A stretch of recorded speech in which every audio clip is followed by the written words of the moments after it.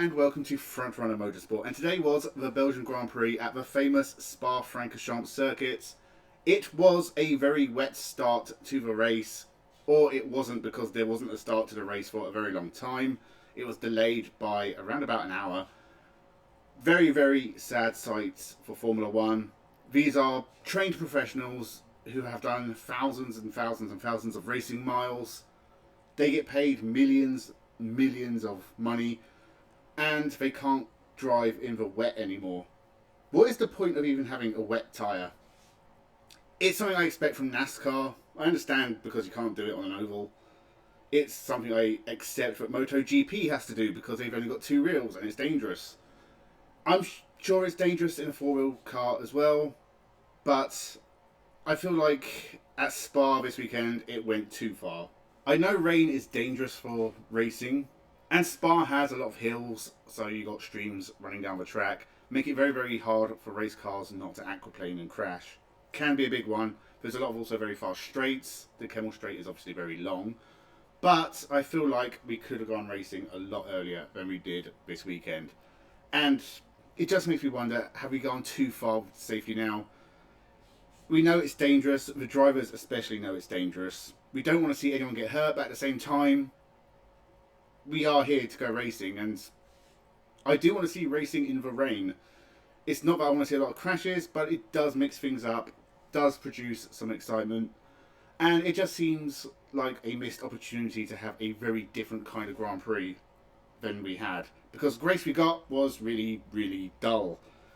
There's a few interesting moments. We saw Hamilton climbing through the field before and after his stop for slicks. He was the first to do it. It worked out perfectly for him. After a terrible weekend in qualifying, both the sprint race and the main race, he was down at the bottom of the field. It worked perfectly in the race and got him up to 7th place. There was a few battles in the midfield at some points where we saw some overtaking, and that was about it. We were wondering if we were going to get a Lando Norris versus Oscar Piastri battle. It never got close to happening. Verstappen could not get past Leclerc. Hamilton could not get past Albon. George Russell had dropped off about 10-15 seconds behind Leclerc and Verstappen. Leclerc and Verstappen were about 10-15 seconds off the McLarens. Liam Lawson and Bortoleto, great job to get in the points this weekend. Fantastic driving from them. They were about 20 seconds behind Hamilton by the end of the race, and no one else behind them was really close. We got a few overtakes at the end.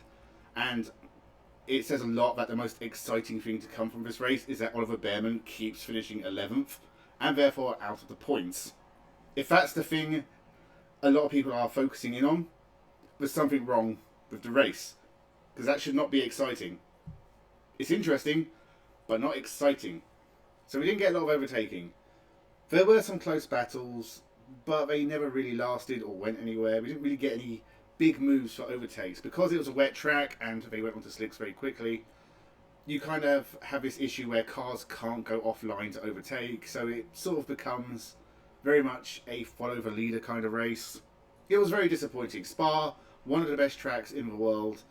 It's almost synonymous with exciting racing where things happen. In this race, nothing happened. It's not the first time Formula One has had this issue at Spa. This is obviously not as bad as the 2021 race, which never happened. But I am very disappointed we didn't get a standing start. I think we could have gone racing a lot earlier than we did on a wetter track. I know at Spa it's difficult because of the size of the track. It causes a lot of issues with the weather. But they could have done it. They're professionals. They know what they're doing. I know we don't want cars running into the back of each other. But if that's really an issue, get better lights on the back. We don't want cars aquaplaning. Find a way to work around it. They've got wet tyres. You can do something. I just don't want to see it in Formula 1. I want to see wet races go ahead. As for the championship, Oscar Piastri beating Lando Norris again in both the sprint and the main race. It's given him a decent gap. I think he's 16 points ahead now. But it's still close enough that we have a title fight going into the second half of the season. Behind him, Verstappen, disappointing he couldn't get past Leclerc, but he'll be happy to take the sprint race win. Overall, it's a net loss on the McLarens, but I think his focus will be on third place in the championship, and I think he's pretty secure in that. George Russell, difficult weekend, but he did score points in the race, and he should probably be happy with 5th. Ferrari, they've had their issues. But it was a great race from Leclerc to finish on the podium again. Hamilton, I think he can be satisfied he got back up to 7th, but it was still a disappointing weekend from him. Couldn't score points in the sprint race, and even after making up those places and pitting at the perfect time, he could not pass Alex Albon in the Williams to save his life. He didn't even really get close. There was one or two really close attempts, but he didn't really put Alex Albon under pressure, which again I think has a lot to do with the fact he couldn't go off line to overtake, difficulties at the track following other cars. It's all just issues causing issues. Behind them, points for Lawson, Bortoletto and Gasly. Great job from all of them.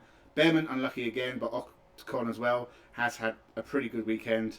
There's others like Andrea Kimi Antonelli, Alonso, Sainz, Tsunoda, who disappointed this weekend, but it's not really surprising. So overall, disappointing weekend at Spa. I expect better from this track. Next up is Hungary in a couple of weeks' time. I'm actually on holiday when it happens, so there probably won't be a video. Maybe a couple of days after I do something else similar. But for now, that was my thoughts on the Spa Grand Prix at Belgium. Let me know your thoughts in the comments below. Did you agree? Did you disagree? Did you enjoy this race?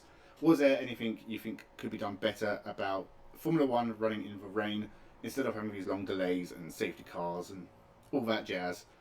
Thank you very much for watching, and have a good one.